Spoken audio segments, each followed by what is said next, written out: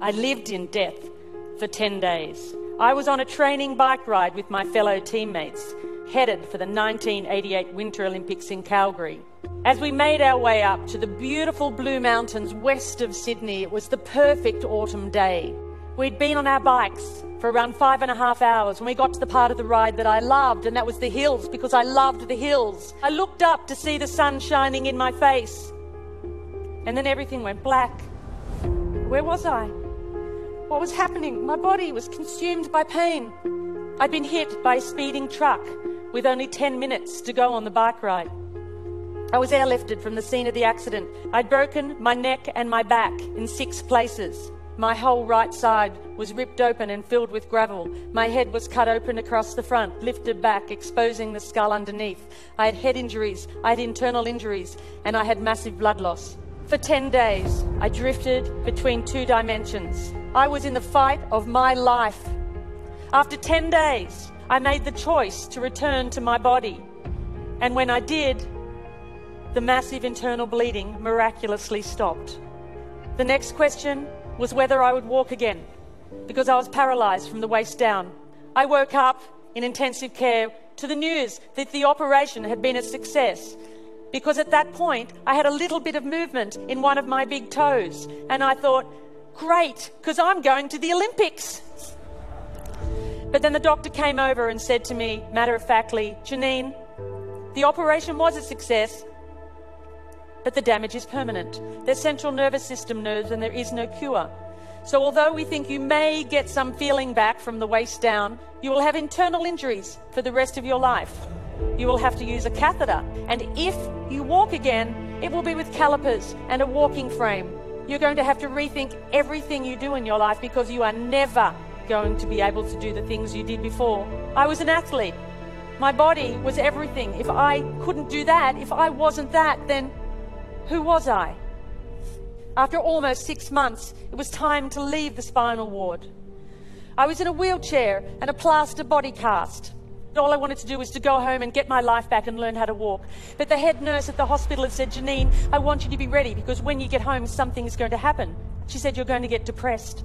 I said, not me, not Janine the machine. She said, it happens to everybody. I was in a wheelchair, a plaster body cast, attached to a catheter bottle. I had no feeling from the waist down. I wanted my life back. I wanted to put my running shoes on and run out the door. But I couldn't. And I got depressed. And there were days when I didn't want to get out of bed and days when I didn't get out of bed. And I can remember my mum sitting on the bed and we were both crying, and she said, I wonder if life will ever be good again. And I thought, how could it? Because I've lost everything that I valued.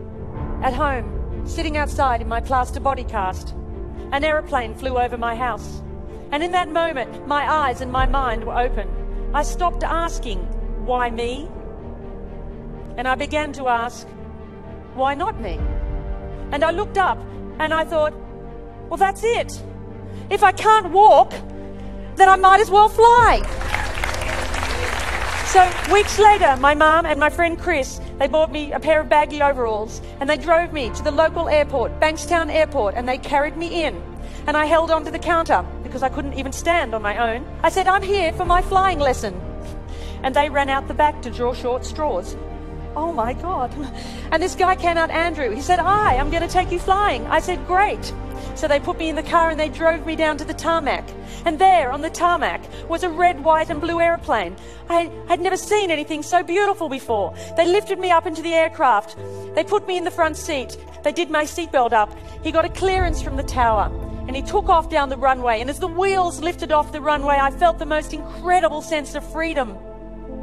And then as we flew over the training area at Bankstown Airport, Andrew said to me, he said, right, you see those mountains over there?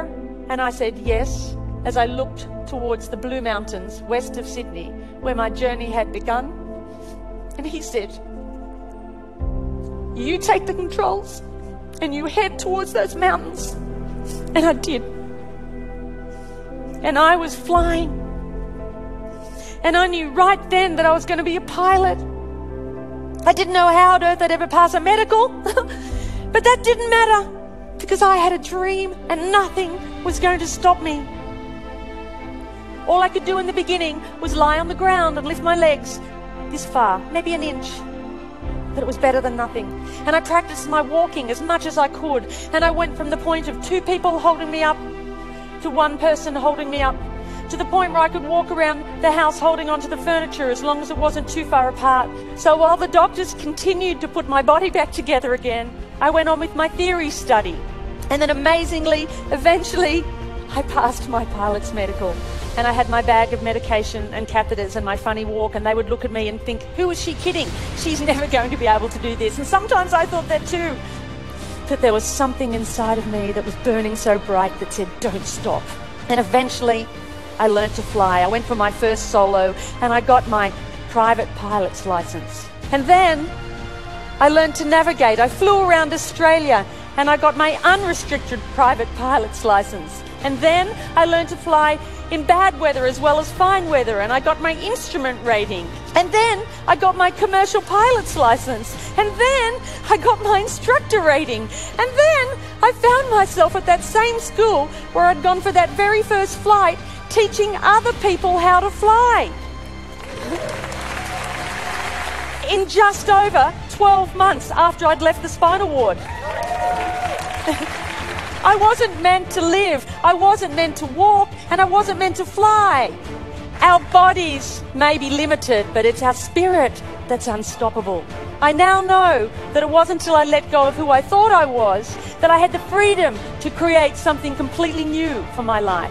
It wasn't until I let go of the life I thought I was supposed to have, that I'd worked so hard for, that I was able to embrace the possibilities that waited for me. I now know that my real strength never came from my body.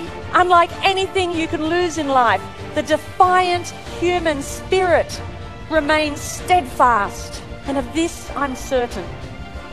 I am not my body. And you, my dear friends, are not yours. When you choose courage in the face of fear, you defy the things that hold you back from greatness. It's a daunting task. And you might well ask, where do I begin? Where do I start? Well, perhaps the simple words of this poem might offer a clue. He said to build a better world. I said I would, but how? The world is such a cold, dark place and complicated now. For I am small and helpless. There's nothing I can do. He said, of course there is. Just build a better you.